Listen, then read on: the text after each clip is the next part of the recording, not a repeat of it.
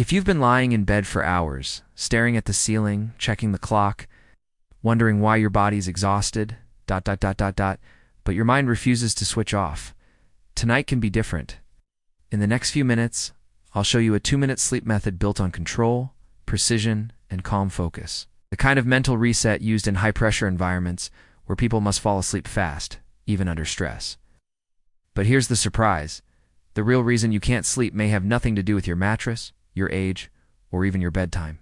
It may be a hidden signal loop inside your body that almost nobody talks about. Most people think sleep problems start when they get into bed. That's the surface cause. They assume the room is too warm, they drank coffee too late, or they simply aren't tired enough. Sometimes that's true. But the deeper cause is usually this.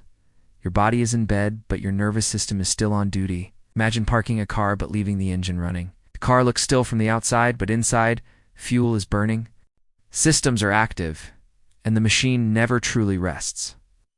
That's what happens to millions of people, especially over 40, 50, over 60. Responsibilities, stress, habits, screens, health worries, unfinished conversations, tomorrow's tasks. They train the brain to stay alert. And once that alert signal becomes a habit, bedtime itself can trigger wakefulness. You lie down, and your brain thinks, time to analyze, time to plan, time to replay mistakes. Not because something is wrong with you, but because your internal system learned the wrong cue. Tonight, we reverse it. Before we start, do this with me tonight, exactly as guided. Then come back and comment how long it took you to feel your body soften. 2 minutes, 5 minutes, 10 minutes. That small commitment matters, because once you test it, your brain begins expecting sleep, instead of fearing another bad night. Now let's begin the countdown system. 5 steps. Each one builds on the last. By the end, you'll feel like someone slowly turned down every switch in your body. Step 5 starts before your eyes even close. Most people try to sleep while carrying the entire day into bed. That's like trying to float while holding bricks. Instead, we begin with what I call the physical surrender signal.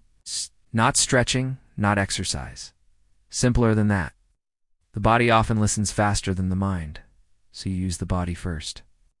Lie down on your back or side, whichever feels natural. Unclench your jaw. Let your tongue drop from the roof of your mouth. Separate your teeth slightly. Then lower your shoulders 1 inch. Just 1 inch. Let your hands become heavy. Let your fingers uncurl naturally. You're telling the body, the shift is over. Why does this work? Because tension is a language. Tight jaw means alert. Raised shoulders mean readiness. Curled hands mean guarding. Relaxed muscles send the opposite message. Like lowering flags after a storm. What should you feel? Not sleep yet. Just heaviness. A small wave of release. Common mistake. Trying too hard to relax. Don't force softness. Just allow gravity to help.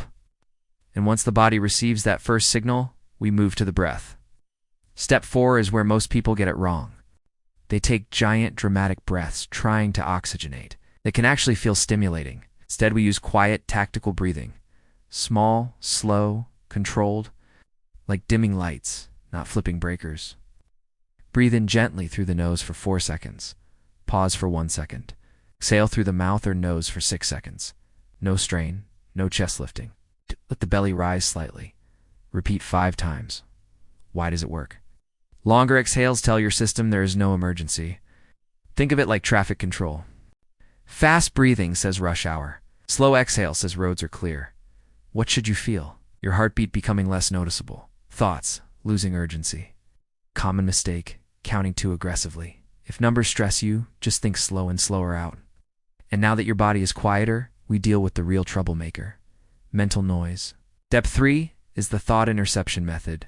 This is not positive thinking. This is not forcing an empty mind.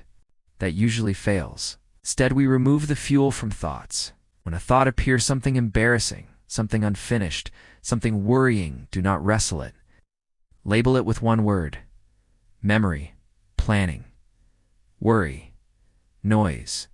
Then let it pass and return to the breath. Why does this work? Because thoughts grow when treated like emergencies. Labels shrink them. Imagine a stranger knocking loudly at your door. If you panic, chaos begins. If you glance through the window and say, "Just a salesman," the urgency disappears. What should you feel? Distance. Thoughts may still come, but they feel farther away. Common mistake. Getting angry that thoughts returned. They will return. The win is not stopping thoughts. The win is not joining them. Now we move deeper, where many people finally feel the turn. Step 2 is the body scan release. This is where your brain starts trusting that every area is safe enough to power down. Most people hold hidden tension in places they never notice: forehead, eyes, throat, stomach, hips. Start at the forehead. Smooth it. Let the eyes sink backward into their sockets. Soften the cheeks. Release the throat. Let the chest become passive. Soften the stomach completely even if it rises on the inhale. Relax the hips. Release the thighs. Let the calves go loose. Let the feet angle outward naturally. Spend only 1 or 2 seconds on each area. Why does this work? Your brain constantly checks the body for signals. Tight stomach, maybe danger. Tight throat, maybe stress. Tight forehead, maybe problem-solving mode. When each area softens, your system gets repeated evidence that the watch is over. What should you feel? Warmth. Wait, sometimes a slight floating sensation. Common mistake. Rushing. If you race through this like a checklist, the body doesn't register it. Glide through it. And now, the most powerful step. The one that changes everything for people who say, "My mind just won't stop." Step 1 is called controlled imagery shutdown. This is the peak step. The sniper-like skill is not toughness. It is selective focus. Choosing one harmless signal and letting all others fade. Do not imagine exciting scenes. No vacations, no future plans, no dramatic memories. Too stimulating. Dead. Picture one simple, low-energy image. Imagine lying in a small wooden boat on a still lake at dusk. Water barely moving. Sky gray-blue. No wind, no tasks, no urgency. Or imagine a dark, quiet room with soft rain outside and nothing expected from you. Or imagine being wrapped in a warm blanket in a safe cabin while snow falls outside. Choose one image only. Stay with it. Why does this work? The brain cannot deeply chase worries and gently hold a neutral image at the same time. Tension is like a flashlight. Wherever you point it, the rest of the room darkens. If thoughts intrude, calmly return to the same image, same lake, same room, same rain. What should you feel? Drifting, time becoming less clear. The edges of awareness softening. Common mistake. Switching scenes every few seconds. Pick one and stay there. Repetition creates descent. Now here's the final step. The reset that seals the process. Once you notice yourself getting drowsy, stop trying entirely. This is where many people accidentally wake themselves up. They think it's working and become alert again. No more counting, no more counting, no more scanning, no more technique. Let the process carry you.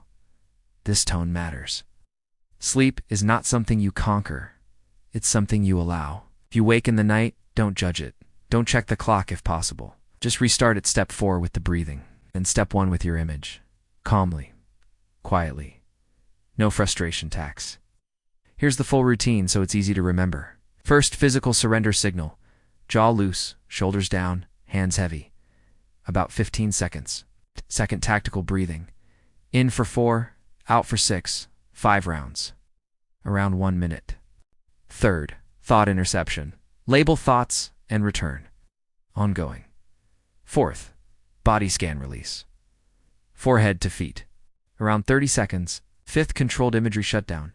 One calm scene repeated until sleep arrives. Total active time, roughly 2 minutes to start the descent. For some people, sleep follows immediately. For others, the body needs a few nights to learn the pattern. That's normal. Now, 2 bonus tips that make this dramatically stronger. First, keep lights lower in the final hour before bed. Bright light tells the brain morning is near. Dim light tells the system to prepare. Second, if you often fall asleep with television news or stressful content, replace it with neutral audio or silence. Your final mental input often becomes your first overnight signal. And if you're over 60, listen carefully to this part. Many people assume sleep struggles are simply age, but often it's not age itself. It's accumulated patterns, lighter sleep cycles, stress habits, and body signals that can be retrained. The brain remains teachable. The body still responds to calm cues. Are not too old to sleep better. You may simply need a better switch.